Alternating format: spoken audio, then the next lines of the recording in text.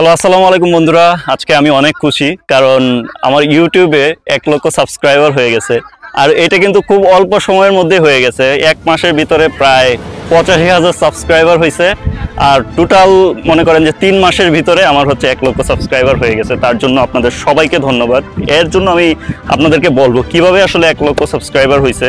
আর আপনারাও যদি ট্রাই করেন আসলে আপনারাও পারবেন। এর জন্য কিছু সিক্রেট আছে, এই সিক্রেটগুলো বলবো এবং ফুল ইউটিউবের জার্নিটা আমি আপনাদের সামনে তুলে ধরার চেষ্টা করবো।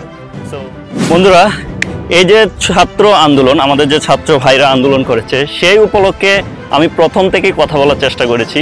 এবং এর জন্য কিন্তু আমি যে পলকের অফিস থেকে, যে টেলিযোগাযোগ মন্ত্রণালয় থেকে কিন্তু শোকজও পাইছি। আমার হোয়াটসঅ্যাপে বলা হয়েছে যে তুমি কেন গুজব ছড়াচ্ছ। মানে একটা স্বৈরাচার সরকারের সময় আপনি যদি ছাত্রদের পক্ষে বা একটা আন্দোলনের পক্ষে কথা বলেন, তাইলে কিন্তু তাদের কাছে এটা গুজব। সো আমার তখন মনে হয়েছে যে না, আমার ছাত্র ভাইদের পক্ষে কথা বলা উচিত। এবং এই টাইমে আমার মনে হয় আমার চ্যানেল দ্বারা সবচেয়ে বেশি উপকার হয়েছে প্রবাসী ভাইদের। আপনারা যদি প্রবাসী ভাইরা শুনে থাকেন তাহলে আপনারা জানাবেন কমেন্টে। আপনাদেরকে আমি চেষ্টা করেছি প্রতি ঘন্টায় ঘন্টায় নিউজ দেওয়ার জন্য, কারণ বাংলাদেশে প্রায় 1 সপ্তাহ ধরে ইন্টারনেট বন্ধ ছিল। সেই সময়ে 5 দিন পর্যন্ত কোনো টিভি চ্যানেল আমাদের প্রবাসী ভাইদেরকে কোনো রকম নিউজ আপলোড করতে পারে নাই ইন্টারনেটে, কারণ বাংলাদেশে তো তখন ইন্টারনেটেই ছিল না। আমি যেহেতু একজন মিলিটারি পার্সন, সাবেক মিলিটারি একজন ছোট কর্মকর্তা, সেই জায়গা থেকে কিন্তু আমি যখন কারফিউ শুরু হয় বাংলাদেশে, তখন আমি একটা অনলাইন প্ল্যাটফর্মে আমন্ত্রিত হই। সেই জায়গা থেকে আমাকে বলা হয় যে চলমান মিলিটারি বিষয়গুলো আপনি কিভাবে দেখছেন। তখন আমি ছাত্র ভাইদেরকে বলছি যে আমাদের দেশে যদি মিলিটারি আসে এবং তারা যদি নিয়ন্ত্রণ করার দায়িত্বে থাকে, তাহলে আমাদের যে স্টুডেন্ট ভাইরা আছে তাদের উপর তারা গুলি চালাবে না। এজ এ মিলিটারি পার্সন আমি কিন্তু বুঝতে পারি যে প্রত্যেকটা মিলিটারি মেন্টালিটি কেমন হইতে পারে। তাই বললাম যে আপনারা ভয় পাবেন না, মিলিটারিরা কখনোই আপনাদের উপর হাত তুলবে না।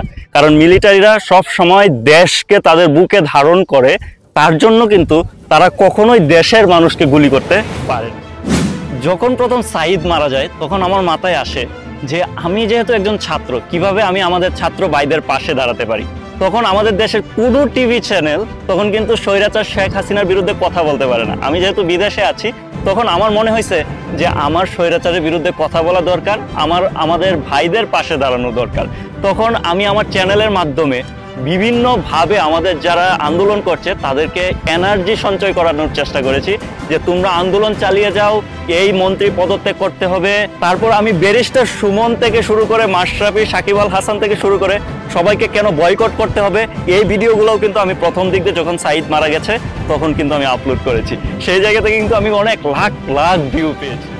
সো আমি চেষ্টা করেছি দেশের এই ক্লান্তি লগ্নে আমি আমাদের ছাত্রদের পাশে থাকার জন্য এবং আপনাদের পাশে দাঁড়ানোর জন্য। তার জন্য কিন্তু আপনারাও আমাকে সাবস্ক্রাইব করেছেন, ভালোবাসা দিয়েছেন। আমি চেষ্টা করব আপনাদের ভালোবাসাটা ধরে রাখার জন্য। আর আমি নর্মালি ব্লগ ভিডিও বানাই, আমি সব সময় চেষ্টা করব এখন থেকে ব্লগ ভিডিও রেগুলার আপলোড করার জন্য।